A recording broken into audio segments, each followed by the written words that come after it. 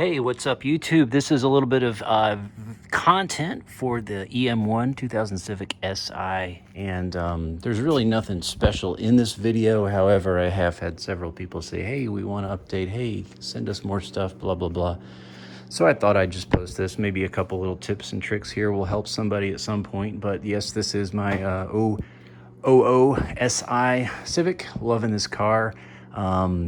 And just a couple updates. This is going to be a really quick video, but I'll just kind of tell you what I'm doing. I did get my seat repaired. I think I mentioned that in the last video. I got a wrapped steering wheel to match my wrapped blue threaded shift knob. And that's really about it on the interior. Everything else is pretty straight in there. But the big deal here, which really is not a big deal, but I kind of had a whole bunch of stuff that I'm doing at once. So I wanted to wait till that new header came in, and I guess I'll cover that first. I've had an exhaust leak, which has been throwing a P131 or 133 code, and I'm pretty positive I traced it down to this header. It's an old DC Sports header. You can see it's wrapped. That's because I wrapped it. I was getting the code like every 9 miles, so I discovered about a 2-inch crack here, right here at this manifold. You can't see it because of the wrap, but took it off, had it welded from a friend, put it back on. It lasted about 80 miles. I hit VTEC, and I think it just cracked the weld right off again. So then I thought, well, let me wrap it and see if that helps. Again, another 50, 60 miles. Code came back. So I'm pretty positive that's the reason. I did read the info coming from the O2 sensors, and it couldn't read it. So that tells me that that's the reason is the crack, because the O2 sensor is fine. It's brand new. So anyhow, hunted high and low, finally found a replacement. It's the exact same DC Sports, which some people love. Some people think it's garbage, but I don't honestly care. I just wanted something that would fit exactly, because most of the stuff you get for these cars, since this car is 24 years old, you have to do welding, and I just didn't want to get into that.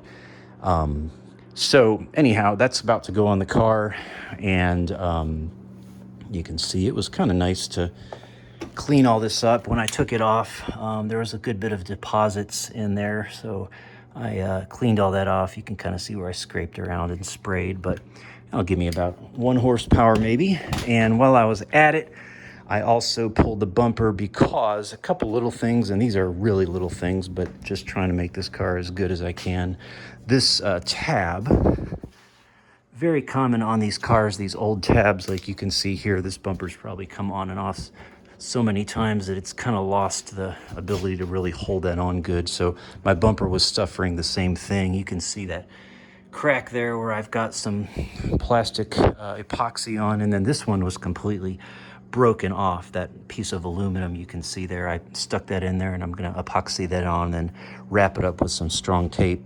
And what that causes is when I put the bumper on, it like flops out just a little bit because it can't hold in the clip that goes right in here, which looks like this.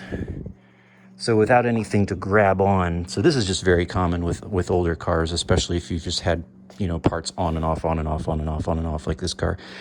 So just a little fix there. And then another thing I'm going to do here, I noticed this fog light here. You can see how this one's flush, but this one's not. And the reason is one of these brackets is bent.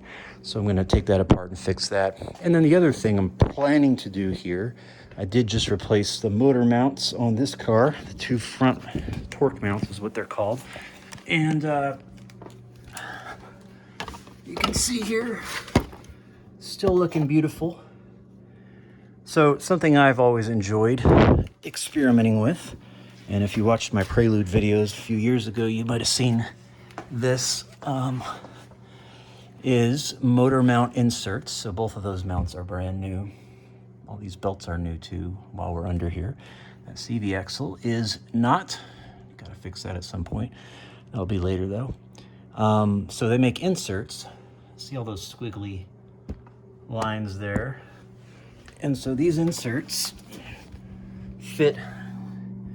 You can see this is a female, whereas that was the male.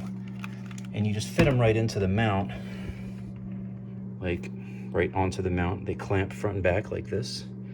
And it adds a little bit of vibration. These are actually quite soft. I've used this exact brand before. They're not bad. I've even on my Prelude actually cut them in half and only used half, and it like gave a nice balance between added stability but not as much added vibration. So while I've got the bumper off, I'm gonna do that, just put those on there and kind of experiment, see how I like that.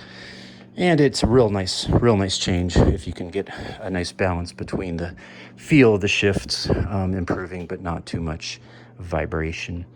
Anyhow, that is the update on the car, and get all this stuff thrown on here, and hopefully tonight, and then get my bumper on and we'll be ready to go for a test drive. All right, that's my update on the EM1 Civic. Wonderful car. Thanks for watching. Peace. God bless you.